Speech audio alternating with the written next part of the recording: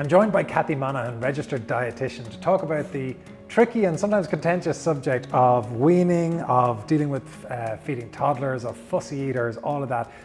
Cathy has buckets of experience. She is 13 years as a senior paediatric dietitian in Temple Street, and she's dealt with issues ranging from metabolic disorders and type 1 diabetes through to infant feeding and weight management and all the rest of it. She's also the one responsible for creating the website weaning.ie, which empowers parents by providing theory and science-based workshops and webinars to help them navigate this tricky area. Cathy, how are you? Very good, thanks Anton. Let's start with the question that causes the most argument around this is, what's the right age to wean a child? So it's about looking at your child and when they show the signs of readiness.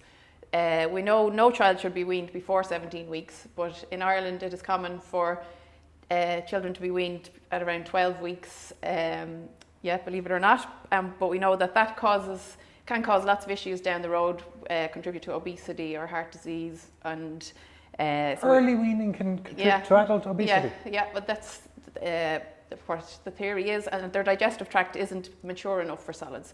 So we should never wean a baby before 17 weeks. Ideally we wean around 6 months. So we want, it's up to every parent how they feed their child, but ideally we wait till around the 6 month mark when our babies are showing signs of readiness, which would be sitting up, good head and neck control, showing interest in everything.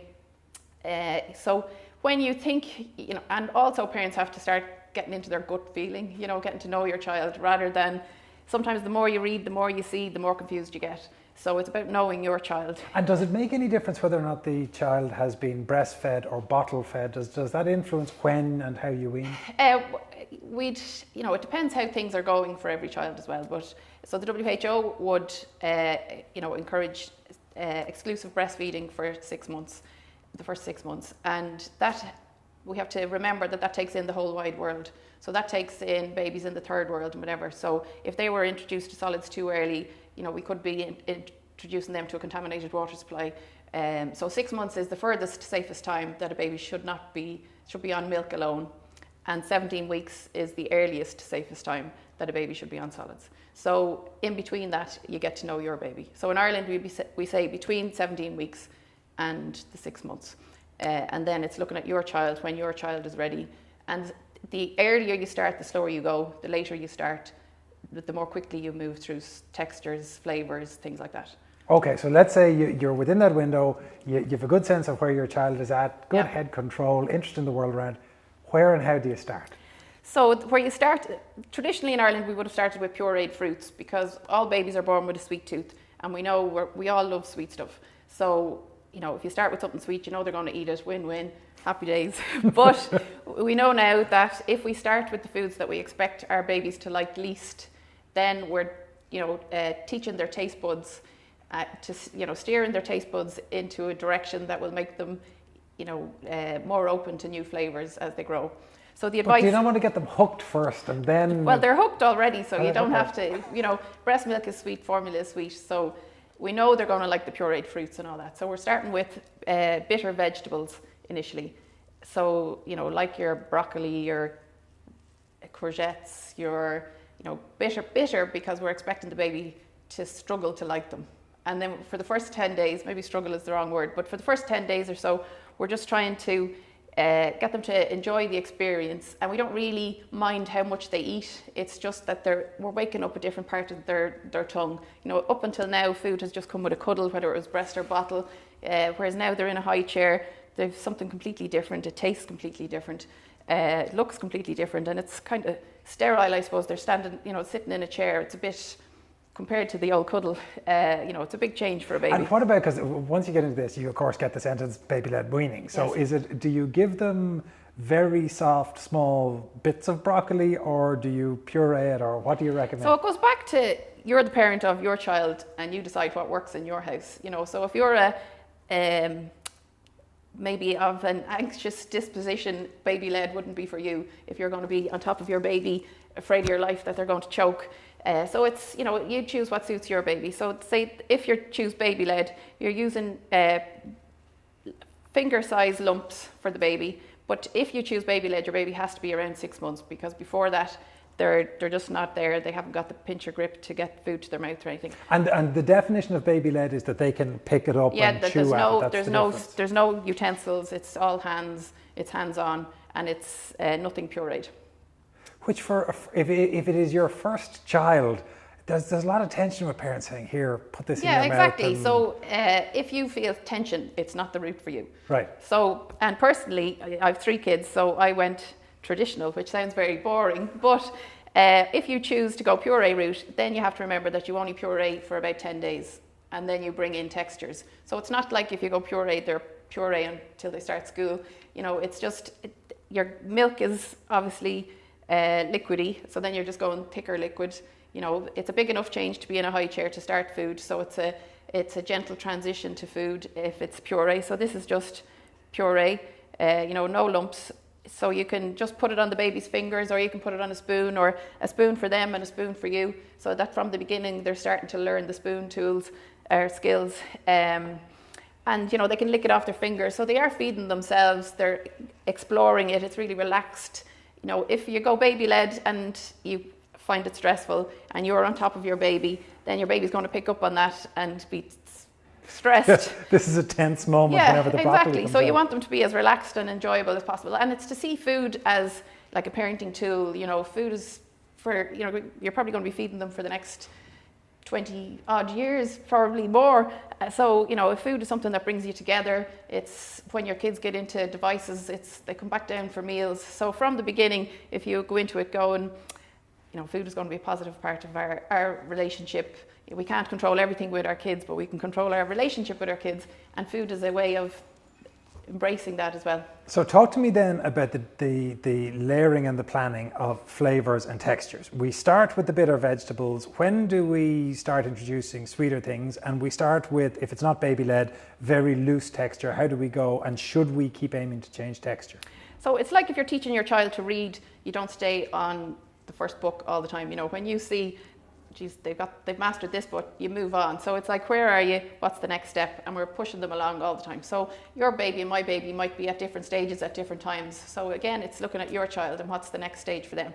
So there's loads of recipe books for weaning, but personally, you know, if you're using recipe books, you're not teaching your child to eat what you eat. So, you know, recipes are fine, but, you know, usually both parents are working. The last thing you want to come in from a day's work, a bad day or whatever, is to have to cook a separate meal for your child. So what your baby is eating at 9 months is indicative of what they're going to be eating age 5. So you kind of have to start as you mean to go on, set the tone.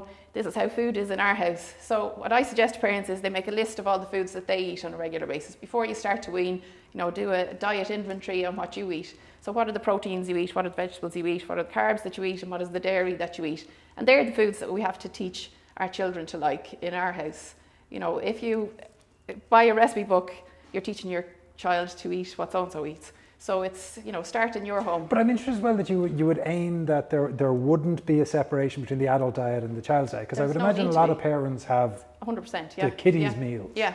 So, you know, there's no reason why we're avoiding sugar, we're avoiding salt, and we're bringing in allergens now as well. We talked about that in a minute.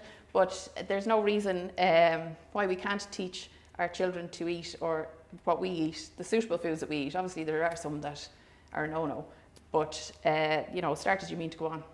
But make life easy. But adult foods, so things like ribeye steak, that's like... Well, you could puree it. No, but that's what I mean. Yeah. Like if you say, well, one of the proteins that I would eat is X or Y. Yeah, as long as there's no salt on it, and but we wouldn't start with a ribeye now. But then ribeye is obviously your beef, and it's iron rich. So we do want babies to be on iron rich foods from early in weaning. So, you know, when we eat iron rich foods, we're laying down the stores in our baby's liver, and we're born with roughly enough iron to last us the first 6 months. So milk is a poor source of iron, and we want to bring in iron rich foods. So your red meat is one of the sources that you'd bring in at around the 6 month mark to lay the foundations in the liver. And then, you know, all babies go through a period of fussy eating or off food, but we know if we've left the foundations of their iron supplies early on, that, you know, they're there. You mentioned allergens, and of course that's the big issue, because whenever you talk weaning, you get the don't give them honey, or be careful with crab or nut, or whatever it might be. What are the rules?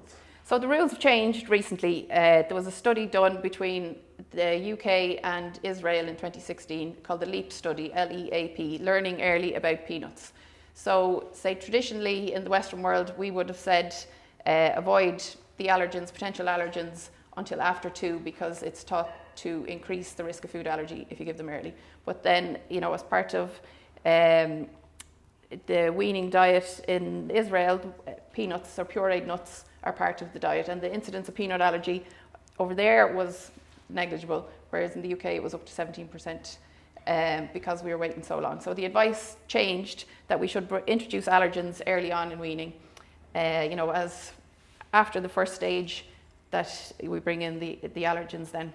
And allergens means eggs, so eggs, nuts. Say eggs, shellfish, fish, smooth peanut butter, that kind of thing. So we'd start with egg, and so, you know, lots of kids have problems, say, with eczema, and it used to be thought that these kind of foods contribute to the eczema, but the advice has changed now as well, that if the theory is that if the food is getting in through the skin before it gets through the digestive tract, that it's contributing to food allergy. So if your baby has a problem with eczema, you know, you have to use the creams as prescribed by your GP, whatever, and if it's not working, go back and, you know, for a review, but the aim is to get the skin as good as possible to help prevent a food allergy. And do you have to approach allergens terribly carefully? Is it a microscopic amount and increase, or what? Well, not microscopic, but a small amount, like a half teaspoon, say. So say we'd start with egg, and when we have an allergy to a food, we're reacting to the protein in the food. So we want to weaken the proteins as much as we can before we give them to our baby. So the idea is that if the food is really, really, really, really, really well cooked, the proteins are really weak. So it's not how you like to eat the food. This is a tick the box, we've done egg kind of. So you cook the egg, say I boil this for 10, 12 minutes, and then that'll do it. Yeah, that'll do it. So I take a bit of the yolk and a bit of the white, mash it together, and then I might mix it with something that they're already tolerating. So then I know that if they react, they've reacted to the egg. And then you only introduce a new allergen every 72 hours, so you're waiting to see if there's any sort of a delayed reaction. Now, what about the length of time involved? Because doing this, it may be the right thing to do, it takes time, and there will be a lot of parents who will know the kind of packet where you can do that and spludge it out takes seconds. Yeah. So none of us are perfect. You know, another thing I would advise parents to have your kind of pear-shaped days meals. You know, what can you create in seconds that's going to make your life easy? And, you know, it's not that I have never used baby food products. They're there for a reason to help you on those type of days. So you don't have to completely not use them. But you know that if you rely on these a lot, that baby isn't going to be a child that eats what you eat. So, you know, if you've had a bad few days and you've been relying on baby food, maybe you kind of have to go, all right, I need to get back on track here now, or it's just going to cause me stress later on. And it's as well, start thinking, you know, what are you going to be putting in the lunchbox? You know, just sometimes we focus too much on the baby and forget that they grow up really quickly.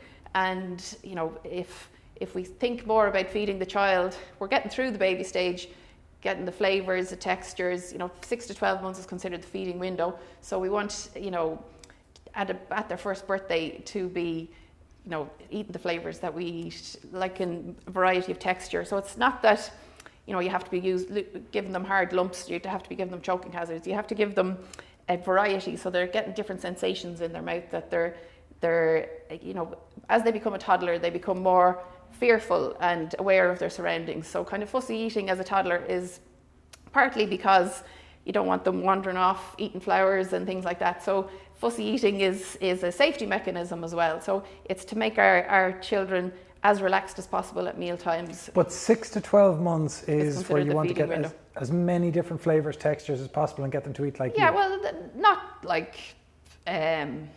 dedicate your life to. Yeah, exactly. But make it enjoyable, you know, keep your life in mind. So, you know, parents would always ask, well, what's the best for my baby? And you kind of have to go, well, what's best for you as well? What's going to make your life as easy as possible? And they have to slot in a bit with you. Okay, I want to talk to you about fussy eaters. Before that, one thing about the emulation of the parents' meals, should the children see that their meals look like their parents' meals? Should you be trying to make it... absolutely. There should always be something on your plate that's suitable for your, you know, from early on in weaning, really. But, you know, it's to be sitting together at a meal. So we kind of forget that our babies know nothing, you know, or they're born with, you know, great awareness and everything, but they actually don't know how to eat. You know, so you have to model what you want them to do. It's like if they never saw us walking, they wouldn't know that they had to walk, you know. So we have to, as much as possible, obviously when we're both working, it's not ideal, but if some families breakfast together works, some families dinner together works, sometimes it's a Sunday, you know, but when you can in your house, try and eat together, try and let them see what you're eating. Does that mean though you end up having to eat biscuits in the toilet? Sometimes. Right, okay. Well, just so I know, that's well, okay. no, we're not the only one then. Yeah, we're not trying to, you know, we're not putting any fear in foods. And, you know, a lot of older kids would have fears of food, and there's no such thing as the perfect diet. It's enjoying food together as a family. Everything in balance, moderation, Anton? No. Fussy eaters then. What about the time where the child decides, right, that's it, I'm unionising, I'm not eating broccoli, or whatever it might be? Yeah, so again, it's keeping them familiar, keeping it as relaxed as possible. Pressure doesn't work. So, and, you know, eat the broccoli and give you a biscuit doesn't work. Or the classic, you won't get your dessert unless you eat your veg. I remember hearing an advent calendar once where the child was being bold, so they replaced all the sweets with tomatoes. And I was like, well, they're not going to eat tomatoes there. Yeah. So it's, you know, keeping it as relaxed as possible, keeping the meal as relaxed, getting your children to touch the food. So don't think of eating as just getting the food in your mouth. It's a whole sensory experience. It's seeing the food, touching the food, smelling the food. You know, you can use... But hang on for a minute, Cathy. With the best will in the world, a parent who is preparing dinner will know, well, Cathy doesn't eat green beans. Yeah. There's a huge urge to say, well, then I won't put them out because I don't want them not to get eaten. Yeah. I'll put something else in the plate. Should you be saying, well, tough luck, I will be presenting them until either she comes around or... Yeah, or else you could have a bowl in the middle of the table where they see all the food. So then they're seeing the food. The next step is they're touching the food. So if you have a 2-year-old that won't eat green beans, but maybe you could ask them to give one to somebody else so that they have to touch the food, you know, and then they get the smell off their hands and it's relaxed, but there's no pressure on them. What about overeating? And as a function of that, portion size? So portion sizes, you know, lots of parents ask about portion sizes, but there really isn't a portion size recommendation for babies. So, you know, all babies grow through growth spurts, but then all babies go through times of getting teeth. You know, they could be about to go to the toilet or whatever, and that can affect their appetite. So if we're focused on they have to eat this much, but at the same time they're getting 3 teeth and they're off their food, then that brings tension to the meal and that'll backfire on us. So it's about, again, understanding your baby. So if your baby looks like they're enjoying their food, they're coming in for more, you know, they're enjoying it, you keep going. And, you know, one of the things that I do in my masterclass is, you know, building a meal, the protein, carbohydrate, fresh foods, the allowance that we need of each to grow and develop as we need to. But then we go with what if the baby wants more today, we give them more. We go with it as they're enjoying it. But then the next day, if they're off their food and they turn their head away and they've no interest, we have to go with that too. And does that continue as they become toddlers and infants, or do you discover I have a voracious child who won't stop? Like, it depends, you know, each child is different, and there's nothing wrong. Hunger is a sign of health. You know, so often we think, oh my God, I'm so hungry, or my child is so hungry. But if you're hungry, your body is doing what it's supposed to do. You're growing, you're active. So, you know, ideally kids eat for fuel to do what they enjoy doing. Not that there's a moral value on food, or I should eat less, or, you know, Mommy, I ate too much today. You know, we don't want that. We want them to enjoy their food, embrace their food. Once the food is, you know, a balanced diet, everything in. Linked to that is the act of, whether they be a baby that is weaning, whether they be a toddler, is eating dinner something that should be assumed and consequential, or should you be praising children? So if the child eats the food that you want them to eat, do you do the thing of, aren't you great now? No, you praise the effort, not the result. So you praise that, thanks for sitting for dinner, or geez, you're great with your spoon, or look at you with your beaker, you know, or what colour is that?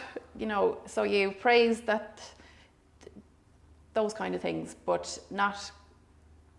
Well done, there is a green bean inside or you. not that he ate 3 pieces of broccoli, you didn't eat any, you know. So that's pressure. So it's, if you want your 10-year-old to come off their Xbox or whatever it is when they're 10, you know, it's not a pitching them against each other. It's this is where we come together, have the chat, enjoy. I feel I have to apologise to green beans and broccoli because I've made them Demonise them for the day. Are there particular foods that are a challenge that you see as a regular pattern? So it is the vegetables. Is it? Yeah. So if we start at the very beginning with the bitter vegetables and we help them develop a taste for those early on, you know, then they are familiar with them when they do come back onto them. But it's, you know, embracing, using them for art. You could use that head of broccoli to paint a tree. You could cut up potatoes to paint different things. Sometimes you can get, you know, if you had a full carrot and slice it, and a full cucumber and slice it, and play a game of Jenga with, you know, you're the carrots and I'm the cucumber, but then your kid is touching it, you know, and it's making the food fun rather than it being eat it, you know. And a final thing, should you involve children in the preparation of meals? Absolutely, when you can. Obviously, it means more mess for parents, so none of us are perfect, but when you can, or sometimes it's when we're seeing our grandparents again, sometimes grandparents love to teach kids to cook, and, you know, it's about... that reminds me, sorry, one thing, I said it was final thing, but there's one important thing that I forgot to ask. Is there a misassumption about what is healthy for children and what's healthy for adults? Is a healthy adult meal the same as a healthy child's meal? No, so a healthy diet for an adult has loads of whole grains, loads of fruit and veg. Generally, we're trying not to grow, or we're trying to shrink sometimes a little bit, for want of a better word. But our children are, you know, and we have a big stomach, so, you know, we have the space to fill up on whole grains and fruit and veg. But if you think our weaning baby, their stomach mightn't be any bigger than this, and say at about 6 months, but they have so much growing to do. There's more growing done in the first year than at any other stage in our lives. So if this little tiny stomach is full of whole grains, you know, our whole grain pasta or rice are here, but it stays in the stomach for too long, so they're just not hungry for the next meal. And then whole grains contain things called phytates, which can affect the absorption of iron and calcium, that kind of thing. So we don't encourage too many whole grains until they're over 2. We want them to like the taste of them. We want them to go to school with brown bread sandwiches. We want, you know, porridge, that kind of thing, 100%. But if they fill up on them, they're too full for too long. And then they don't get, you know, even, say, spinach would be a good source of iron if you can eat a lot of it. But our babies, you know, wouldn't, and if they ate a lot of spinach, then they'd have no room for protein, for different things. So it's all in a balance. I mentioned at the outset that you are 13 years as a senior paediatric dietitian in Temple Street. From that, the distilled advice that the things that you see as patterns, the worries that parents have, if there's one thing that a parent maybe facing into their first ever weaning should know, what is it? So all babies are born with a sweet tooth, so you're nearly guaranteed that your baby's going to like sweet stuff. So when you're choosing a product or something for your child, if you wouldn't eat it, don't give it to your child. You know, if you find yourself opening something and go, then, you know, that's not the way you want to go. I suppose a common mistake maybe parents might make would be talking about fussy eating in front of a fussy eater. So, you know, if you're teaching your child to cycle a bike, you say how wonderful they are and, oh, they were great, they held up the bike or whatever. But often with fussy eaters, they're terrible. They won't eat broccoli. No matter what you do, they won't eat broccoli, or they won't eat tomatoes, or they're terrible eaters, terrible. And then the child is listening, I'm a terrible eater, I'm a terrible eater, I'm terrible. So, you know, you have to watch your language. Cathy, thank you very much.